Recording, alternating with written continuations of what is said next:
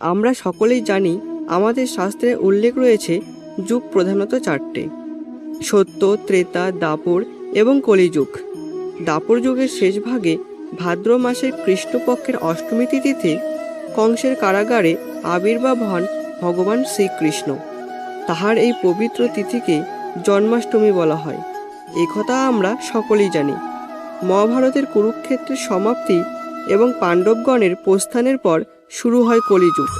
এই কলিযুগ সম্পর্কে পাণ্ডবরা ভগবান শ্রীকৃষ্ণকে প্রশ্ন করেছিলেন যে কলিযুগের প্রকৃতি কেমন হবে, কবেই বা শুরু হবে এই কলিযুগ এবং কার হাতেই বা অন্ত হবে এই কলিযুগের।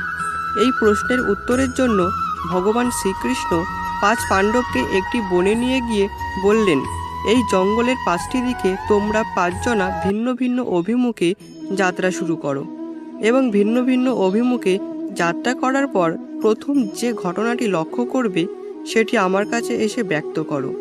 যেমন কথা তেমনি কাজ। পরমেশ্বর ভগবান শ্রীকৃষ্ণের কথা অনুযায়ী পঞ্চপাণ্ডবরা জঙ্গলের 5টি অভিমুখে যাত্রা শুরু করে।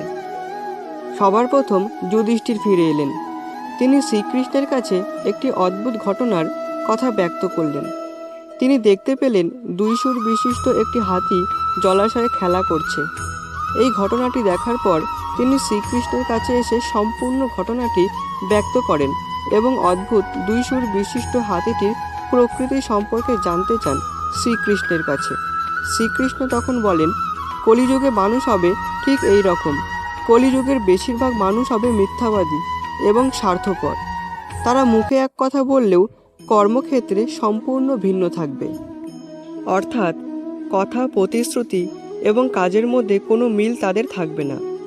তারপর ভীম ফিরে এসে তার অভিজ্ঞতা ভগবান শ্রীকৃষ্ণকে জানালেন। তিনি বললেন, তিনি গরুকে তার বাছুরকে চেটে চেটে আদর করতে দেখেছেন, কিন্তু এত মাত্রায় বাছুরটিকে চাটছে বাছুরটির গায়ের ছাল উঠে রক্তক্ষরণ হচ্ছে। এই প্রশ্নের উত্তরে শ্রীকৃষ্ণ বলেন, কলিযুগে পিতামাতা তাদের সন্তানের প্রতি অন্ধ ভালোবাসা ও স্নেহ তাদের সন্তানের ক্ষতির কারণ হয়ে উঠবে। অন্যদিকে অর্জুন, তিনি ফিরে এসে শ্রীকৃষ্ণকে বললেন, একটি শকুনের যার বিশাল আকার ডানায় বেদ লিখিত আছে, কিন্তু শকুনটি নরমাংস ভক্ষণ করছে। অর্জুন পরমেশ্বর শ্রীকৃষ্ণ ভগবানের কাছে এর কারণ জানতে চান। তখন শ্রীকৃষ্ণ বলেন, কলিযুগে ভণ্ড সাধকের পরিমাণ বৃদ্ধি পাবে। অর্থাৎ দেশে যেসব মানুষই জ্ঞানী হিসাবে স্বীকৃত হবে তাদের বেশিরভাগেরই মনোভাব থাকবে ওই শকুনের মতো। ওপরে ধর্ম সাধকে মোড়া জ্ঞানী মানুষগুলি আদতে নিজেরাই হবে ধর্মভ্রষ্ট। এরপর নকুল ফিরে এসে ভগবান শ্রীকৃষ্ণকে তার অভিজ্ঞতা জানালেন। তিনি শ্রীকৃষ্ণকে বললেন, এক বিশাল আকার পাথরের খণ্ড পাহাড় থেকে গড়িয়ে নিচে পড়ছে। কোনো বৃক্ষ তাকে আটকাবার ক্ষমতা রাখছে না।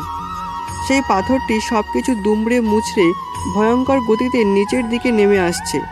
এইভাবে কিছুক্ষণ নামার পর একটি গুল্ম অর্থাৎ ছোট গাছের গোড়ায় এসে পাথরটি থেমে যায় এবং বন্ধ হয়ে যায় তার তাণ্ডবলীলা। এই ঘটনা শ্রীকৃষ্ণকে জানালে শ্রীকৃষ্ণ তার পরিপ্রেক্ষিতে বলেন, কলিযুগে মানুষের পাপের আকার ওই পাথরের মতন হবে, যা তার জীবনকে তছনছ করে দেবে, ধ্বংসের মুখে চালিত করবে গোটা সমাজকে। কিন্তু যদি কোনো মানুষ শুদ্ধ মনে শুধুমাত্র আমারই শরণাপন্ন হয়, তবে তাকে আমি সর্ববিপদ থেকে রক্ষা করব। অর্থাৎ সামান্য ওই ছোট গাছের মতো কেউ যদি আমার ভজন করে, সমস্ত পাপ তাহলে সেখানেই বিলুপ্ত হবে। এরপর সহদেব, তিনি তার অভিজ্ঞতার কথা শ্রীকৃষ্ণকে জানালেন। তিনি দেখলেন জঙ্গলের মাঝে বেশ কয়েকটি কুয়ো, কিন্তু আশ্চর্যের বিষয় হলো এদের মধ্যে সবথেকে গভীরতম যে কুয়োটি তাতেই জল নেই। শ্রীকৃষ্ণ এই কথাটি শুনে বললেন যে কলিযুগে সমাজের সবথেকে অর্থশালী ক্ষমতাশালী ব্যক্তিরাই সেই সমাজে সবথেকে বেশি শোষণ করবে। যারা নীচ তারা কাম ও বিনোদনের জন্য এবং সুরা তামাক প্রভৃতির জন্য প্রচুর অর্থ ব্যয় করবে এবং সমাজে পিছিয়ে পড়া মানুষদের জন্য থাকবে শুধুই অবহেলা।